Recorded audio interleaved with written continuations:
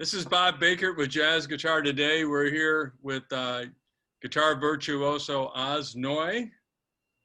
Last time we saw Oz, he was on the cover of Jazz Guitar Today. It was in March of 2019. And your record at the time was Boogaloogaloo. And you got a new record out now called Snapdragon. It's going to be out soon. Yes. Couple of days. And I was just watching the video of it. Looney Tunes, I believe. Yeah, Looney Tooney, yeah. Looney Tooney. Awesome. It was great. What can you tell us about the project? I mean, I read all about it, but I figured you might want to give us your insights as to what's driving this and how it came down. Well, the insight is, it's basically the volume 2 of the Boogaloogaloo record that came out last year. The story is that when I recorded Boogaloogaloo, there was too much music. It was too long. There was too many tunes. So we decided to split it into 2 albums. So some of the songs were recorded on those sessions. And then I did one more session last year and recorded a couple more tunes. So the Looney Tooney tune with Dennis Chambers and Willie and Brian Charette, that's from the latest sessions. So I wrote a couple more tunes and I got in and recorded a few more. So it's basically volume 2. It's the same kind of idea of Boogaloogaloo, just progressed a little more. I don't know, maybe a little more jazzy, you say. How would you, what would you call the style? I mean, I hear bebop lines, I hear funk for sure. It's got an R&B feel. It's got, I mean, how do you, I know you're kind of an amalgamation of all these different genres together. And I know you like to say it's jazz, it just doesn't sound like it. That's one of your quotes.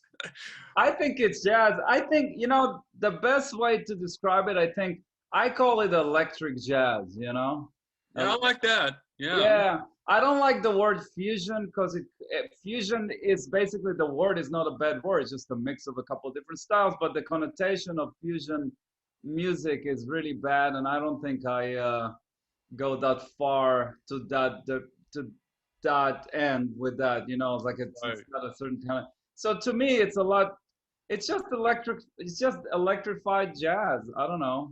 That's really funny because I've been struggling. We've been doing this magazine now for over a couple of years going on. We're in our third year.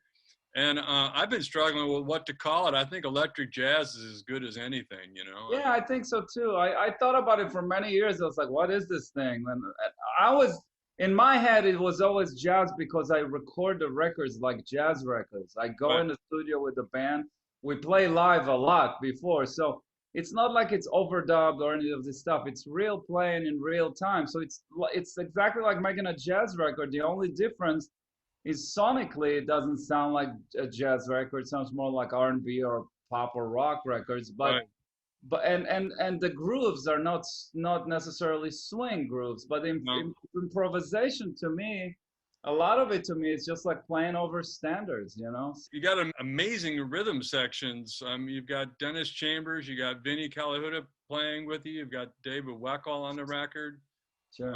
You've got Will Lee, John Patitucci. I mean, you've got, the rhythm section. I mean, I'm leaving out some people. I apologize for that, but the feels are, at least what I've heard, are just incredible. And thank you. I just love it. And the other thing that's interesting about your playing, watch you play, I'll listen to you play, and you really do put together a lot of styles. I mean, I'm hearing bebop lines, I'm hearing chromaticism, of course, I'm hearing augmented, diminished, and all kinds of triplets in that solo that you played on Looney Tooney, and just all kinds of stuff going on. I mean, it's awesome.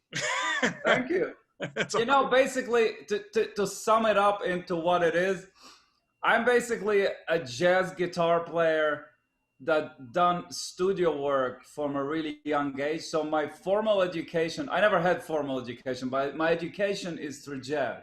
Right. And I studied jazz and I played straight ahead, and I kind of went through the whole, go through it, but it never ends, but the whole Charlie Parker, Wes Montgomery kind of thing. Sure. But I always loved the sound of a rock and blues guitar. I love the sound of Stevie Ray Vaughan or Jeff Beck more than I love the sound of I don't know, Jim Hall, you know, but it's not that I don't like the sound of Jim Hall. It's just, to me, I can't express myself the same way. So, and I also really love blues and really love R&B, and you know, and I've been a what you call like a studio guitar player, or just like an overall guitar player that does other stuff Right. since I'm a kid. So it was kind of it's easy for me to mix it up. I don't even think about it, you know, because I know what sounds I like on the guitar, and I know what grooves I like also. And the only thing was to kind of break that barrier of, oh, this is jazz, this is blues. It's like take that wall and just think about it as just music, and then it's easier to mix things up, you know? I have a theory about that. I think that if Barney Kessel and Joe Pass and people like that would have had modern guitars and effects and amps to play on, they probably wouldn't be playing what they played. They'd probably be playing more like what we're playing today. Probably. Because the instruments are so much more expressive, and you know, with the Exactly, yeah. sustain, I mean, the typical jazz guitar tone is a very staccato kind of tone, very muted, and that just goes back to the amps and guitars that they had during that time. Now, a lot of my friends play that style, and there's nothing wrong with the style. It's a great style, but myself personally, I prefer electric jazz. I mean, I'm holding on to a telly right here. Oh, You've there got you a go. Strat in your hands. I've got another Strat over there, and of course I've got a couple of arch tops hanging around, but I don't play them much, to be honest with You you. know, you can see it's been a process in jazz guitar. It's been going on for a while because guitar can go so many ways sonically, and Right. you can see from, you know, like I guess the 50s and the 60s, Wes Montgomery, then Jim Hall came and opened the doors for a lot of stuff to kind of happen. But then Abercrombie, Pat Metheny, Schofield, Stern, Frizzell, they're like the first perfect example of guys that don't play with that sound anymore. You know, they just Right. kind of they really try to get like a more modern approach and realize that electric guitar can go different ways. And then if you listen to guys today, you know, like there's a lot of people that play straight ahead jazz without a hollow body guitar, and they're great, you know. So when I was doing it, I was people when in the 80s when I was trying to do what I was doing, I was kind of growing up. It was like, oh, you have to play a hollow body guitar to play jazz, you know. And Yeah. and I think Abercrombie and Stern and Frizzell and even Pat and Scott, they really open up the doors for that. And since then, like Rosenwinkel, Adam Rogers, and other younger guys that came up, it really opened up a lot. Like it's no longer that one sound that kind of. Well, I think it's great. I like I I like to listen to both things. I can appreciate both things. You know, what I call it old school and new school. Yeah, And I like to listen to, and then there's a couple of guys out there that are kind of, really, they're playing newer school on older school instruments, and there's all kinds of stuff going on. sure. But I do notice that, you make a great point. Kurt Rosenwinkel is on our cover right now, and he's playing a Yamaha solid body, Yeah, exactly. and most of the guys, there's a lot of that going on. I think it's guys that came up in the rock era. And the other thing is that when you use compression over when the amps are talking to you a little bit, and you've got overdrive going on, you've got a lot more compression going on your signal, and you Yeah, can more play sustain. linearly. You can do a whole lot of things. And I gotta say one thing. I have one confession to make. I hope people are not gonna hate me for that. I I found that I'm not gonna name names, and it's just a general observation. Because I play solid body guitars and I play blues and rock and all that kind of stuff. I found that jazz guys that put distortion on their sound, that always sounds fake to me. That doesn't quite work. Like it always has this kind of quality to the tone that just doesn't. I don't buy that. You know, right, like when you hear Eric Johnson or Jeff Beck play a distorted sound, that's it. You know, that's the tone, or Hendrix and stuff. But right. some guys that put that stuff over a jazz guitar, I don't know. I'm not. I know it gives you more sustain, more stuff, but I don't know. To me, that I don't necessarily always buy that. It's You like it one way, or yeah. I can see where you're coming from there. yeah. I like both. I mean, this isn't about me though. It's about you. So, but I tell you what. Here's the thing. I will say this. This I know for sure. I love what you're doing. Thank you very much. I mean, the lines that you're playing are very, very modern lines. You're doing all kinds of fun things, but you're paying homage. I mean, I was listening to you play, and I was watching the way you were going about it. I mean, you're as forward thinking as anybody I can think of out there, and I just think it's great. And the fact that you're using the tonalities that you're using, to express yourself, whatever it takes, I mean, it's great. So you got a Strat in your hand. On Looney Tooney, you're playing a Tele. You've got, and it's not the red Strat either.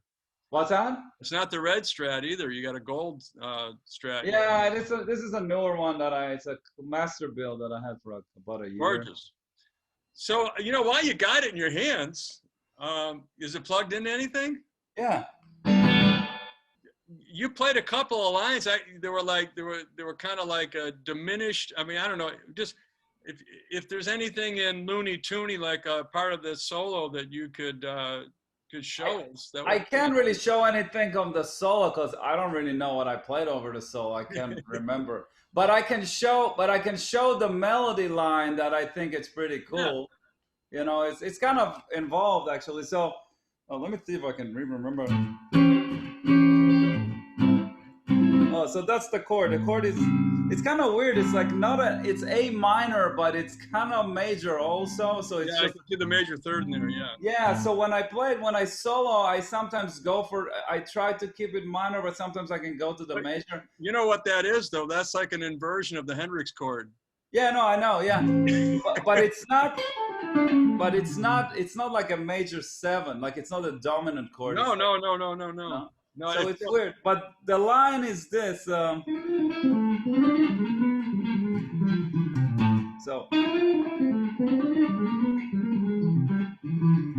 that's actually a diminished line. So if I play it slow, it's like 1, 2, 3, 4.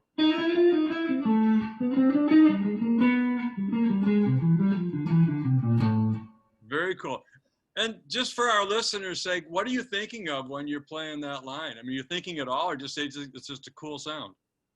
I think about two things. I think a part of the line comes out of, it's like basically the chord is A minor in my head. Right. But the line is more based over E7, like flat 9. So it's like without getting too deep into it, it's like a F sharp diminished scale. Sure.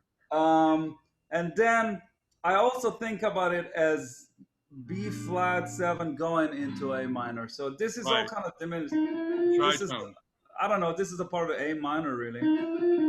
That's A minor, and here it's like a B flat, and from here it's diminished, and then back to the B flat. So it's like a mix of B flat and E7. Yeah, well, the B flat's the tritone. Exactly, yeah. And so you're going 1 5 1 5, 1 5 1 5, but using the B flat thing. That is very cool. I mean, I love it. I don't know. I came up with this line. I just messed around. It came out. Yeah. Then it goes up. It goes down half a step, a whole step down. Same thing,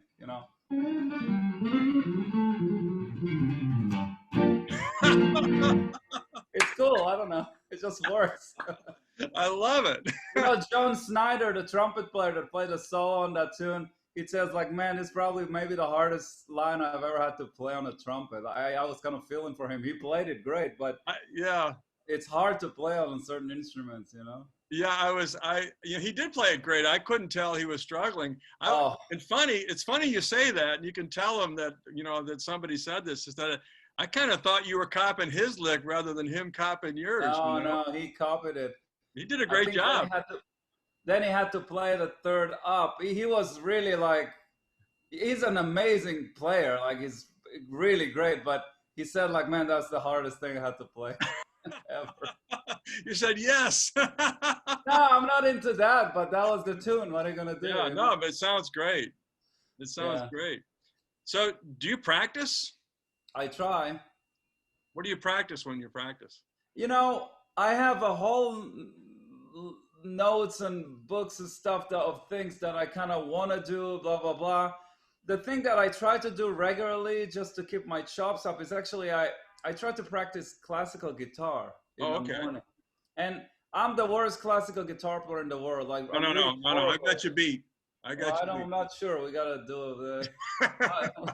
But the thing is, I really like doing it because I love the music. I just read some of those pieces. Right. My technique is pretty bad, but it kind of feels like, first of all, it helps my right hand with finger picking, but it also just kind of helps the left hand, and also there's so much great stuff in there. So I just do that. Then I read some of the Bach partitas, sonatas, and partitas. Right. And then if I have other time where I can actually practice electric, I don't know, I'll do voice leadings and stuff like that. And I don't know, I can not sleep now for 100 years and have stuff to practice, you know. No, But listen, I love you. Just so your creativity is just massive. I mean, it just flows out of you. Is there anything you'd like to add while we're here? Anything you want I to don't know, buy mention? my record. Well, Duh. we do our damnedest to help you sell them. I'll tell you I that. know. All the best to you, man. Yeah. Man, it's great talking to you. You look great. You sound Thank you. great. Everything's good. You play with the very best musicians in the world. So that must say something about you. I love your choice of drummers. I mean, Yeah. I love my choice of drummers too. awesome. So, Oz, thank you very, very much. Thank you. Take care, buddy. Bye bye now. Bye-bye.